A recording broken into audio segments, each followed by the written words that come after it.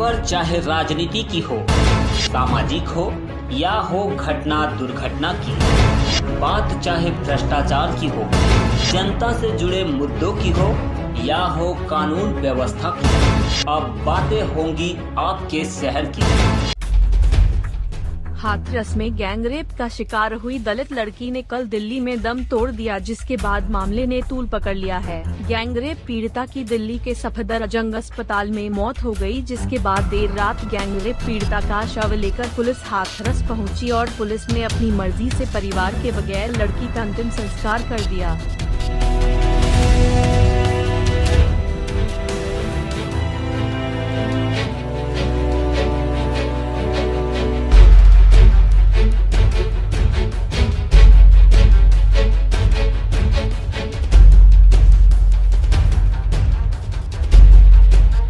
इस दौरान उत्तर प्रदेश पुलिस का अमानवीय चेहरा सभी के सामने आ रहा है। गैंगरेप पीड़िता का जबरन अंतिम संस्कार करवाते वक्त जब परिवार गुस्से और आंसू बहा रहा था, तो पुलिस के कई अधिकारी साइड में खड़े होकर बातें कर रहे थे और ठहाके लगा रहे थे। यूपी पुलिस का ये बेरहम चेहरा उसी समय कैमरे में कैद हो गया।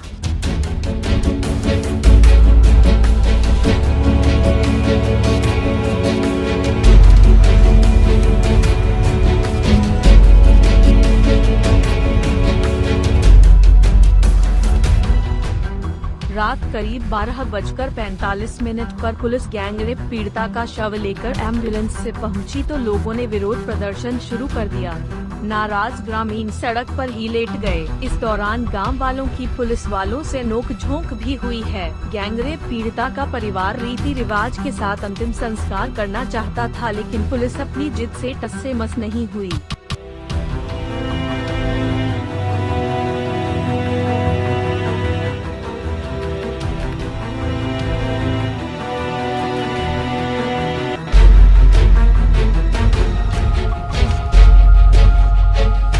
बेदम आज फिर एक लड़की ने तोड़ा दम। इसी को लेकर आज हम मौजूद हैं मुरादाबाद के कुछ सामाजिक लोगों के साथ। आज हम मुरादाबाद की एक ऐसी हस्ती के साथ मौजूद हैं जिसकी तारीफ करने के लिए हमारे पास शब्द नहीं है।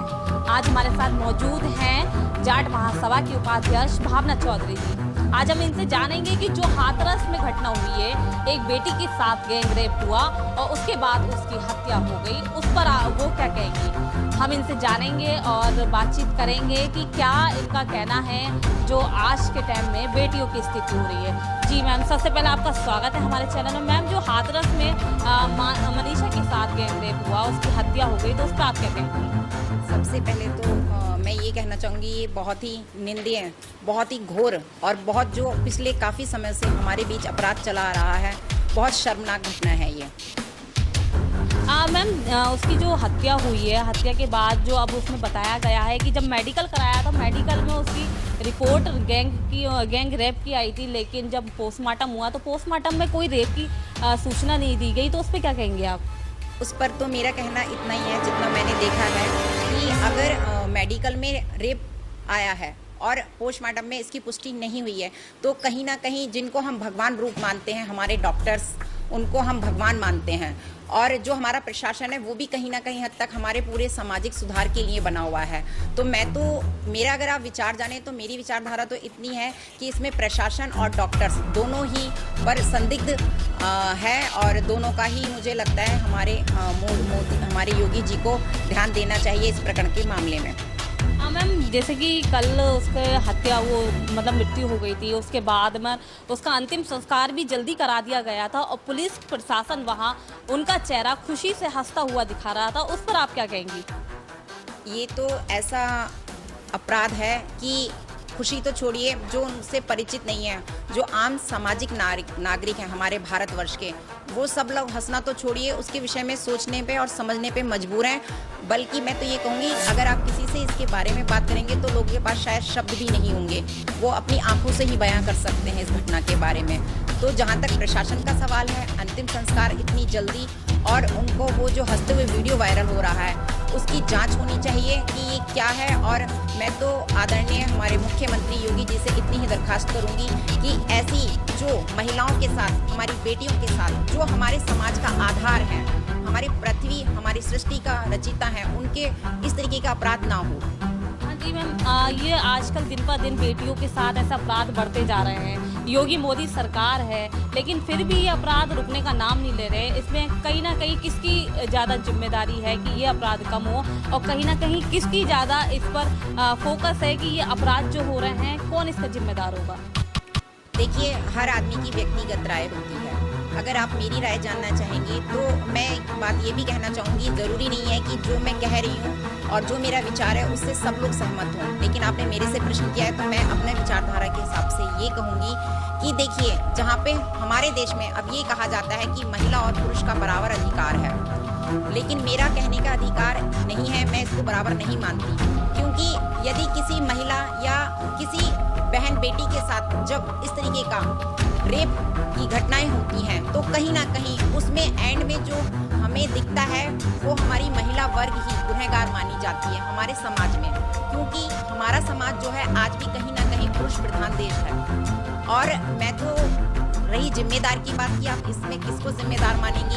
सबसे पहले तो मैं जिम्मेदार मानूंगी वो परिवार, जिस परिवार से वो बच्चे आते हैं जो रेप करते हैं। और परिवार भी पूर्ण तरीके से दोषी नहीं है, लेकिन मेरे हिसाब से दोषी वो तब है जब सारी चीजें, सारे सबूत सब प्रशासन इकट्ठा करता है और उसके बाद भी वो परिवार वाले अपने बेटों को बचाने की कोशिश करते हैं, तो मेरी नज़र में वो भी अपराधी हैं। तो कहीं ना कहीं हमारा परिवार दोषी है और कहीं ना कहीं हमारे प्रशासन में भी कहीं ना कहीं कमजोरी है। जी, इसी कड़ी में आप जनता से क्या अपील करना चाहेंगे? जनता को क्या संदेश देना चाहेंगे? देखिए, जनता के लिए तो मेरा यही संदेश है कि हम सभी अपने बेटों से ये प्रश्न करते हैं कि तुम कहाँ जा रहे हो, तो उनका जवाब ये होता है कि बस यहीं जा रहे हैं। उस जगह यहीं का नाम जो होता है वो इस तरीके की घटनाएं होती हैं, वो जो यहीं होती है जगह, वो ये घटनाएं होती हैं।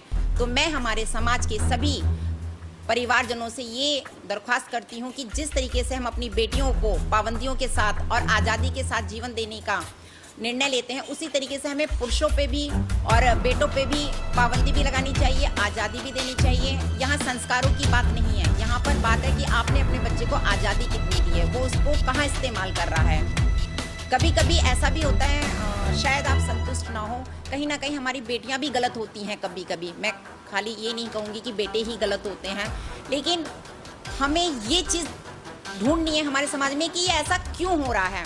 इसकी सज़ा से खाली जवाब नहीं है सज़ा, हमें उस प्रश्न का जवाब ढूंढना है कि ऐसे हादसे क्यों हो रहे हैं, इसकी जिम्मेदारी किसकी बनती है।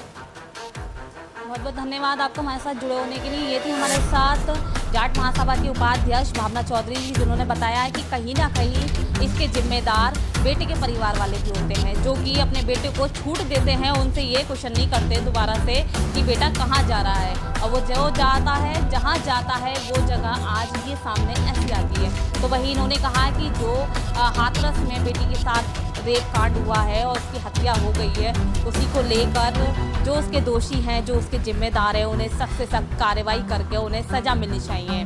मेरे सहयोगी के साथ मैं शीतल ठाकुर, एच भारत, मुरादाबाद।